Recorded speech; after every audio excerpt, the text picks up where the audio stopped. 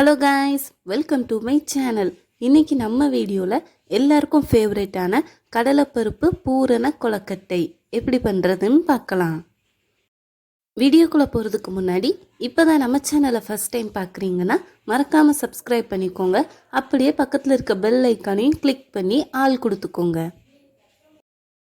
டேஸ்டியான கடலைப்பருப்பு பூரண கொழுக்கட்டை செய்ய தேவையான இன்க்ரீடியன்ட்ஸ் ஃபஸ்ட்டு பார்க்கலாம்.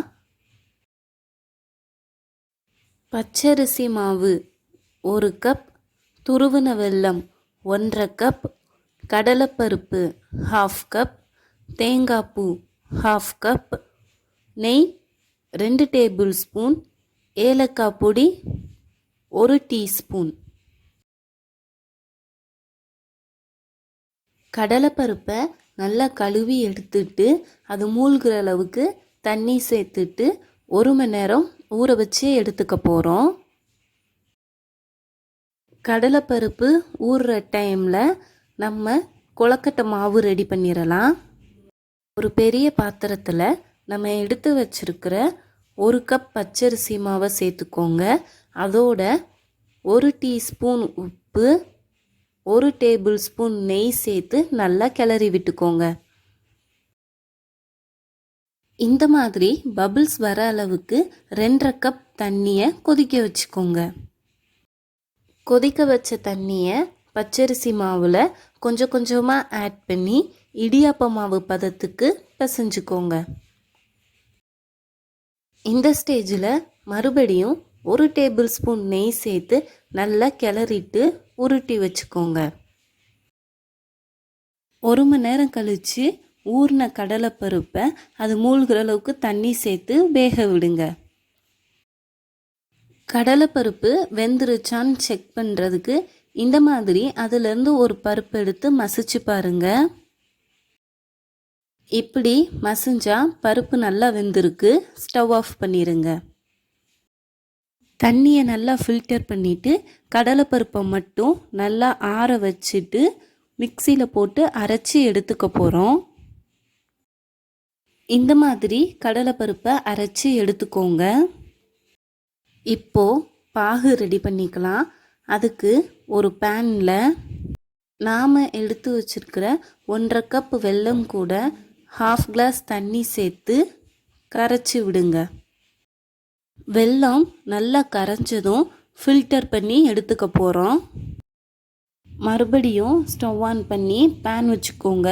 அதில் ஃபில்டர் பண்ண வெல்லம் பாகை ஆட் பண்ணிக்கோங்க. இது கூட நம்ம அரைச்சி வச்சிருக்கிற கடலைப்பருப்பை சேர்த்து நல்லா மிக்ஸ் பண்ணி விட்டுக்கோங்க. அடுத்ததாக தேங்காய் பூ சேர்த்து கலந்து விட்டுக்கோங்க. ஏலக்காய் பொடி சேர்த்து மிக்ஸ் பண்ணி விட்டுக்கோங்க. ஃபைனலாக 2லிருந்து 3 டேபிள் ஸ்பூன் நெய் சேர்த்து நல்லா மிக்ஸ் பண்ணி விட்டு ஸ்டவ் ஆஃப் பண்ணிடுங்க. அவ்வளோதான், கொழுக்கட்டைக்குள்ளே வைக்கிற ஸ்டஃபிங் ரெடி ஆயிருச்சு. இப்போ நமக்கு கொழுக்கட்டை மாவு, உள்ளே வைக்கிற ஸ்டஃபிங், கொழுக்கட்டை அச்சு எல்லாமே ரெடியாக இருக்குது. ஒரு பிளேட்டில் கொஞ்சம் எண்ணெய், கொஞ்சம் தண்ணி சேர்த்து மிக்ஸ் பண்ணி வச்சுக்கோங்க. அப்போ தான் கொழுக்கட்டை அச்சிலேருந்து ஒட்டாமல் வரும். கொழுக்கட்டை அச்சில் 2 பக்கமும் எண்ணெய் தண்ணியை ஸ்ப்ரெட் பண்ணிக்கோங்க. கொழுக்கட்டை மாவை உள்ளே வச்சு ஒரு ஹோல் போட்டுக்கோங்க. அந்த ஹோலில் நம்ம ரெடி பண்ணி வச்சுருக்கிற கடலைப்பருப்பு ஸ்டஃபிங்கை ஃபில் பண்ணிக்கோங்க. அது மேலே மறுபடியும் கொழுக்கட்டை மாவை வச்சு க்ளோஸ் பண்ணிடுங்க.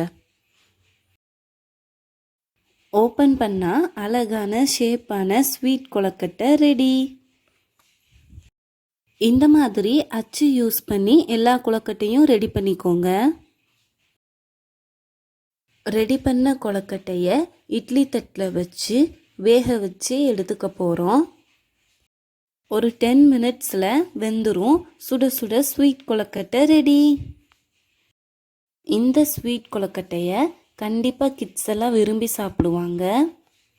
இந்த கடலைப்பருப்பு பூரண கொழுக்கட்டையை பிள்ளையார் சதுர்த்தி, சங்கடகரா சதுர்த்திக்கு நெய் பிரசாதமாக நம்ம வீட்டில் வைக்கலாம்.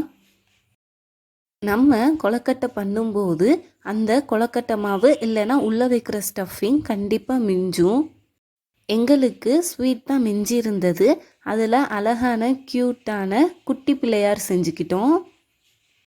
கொழுக்கட்டையே குட்டி, அதை விட பிள்ளையார் குட்டியாக அழகாக வந்திருந்தது.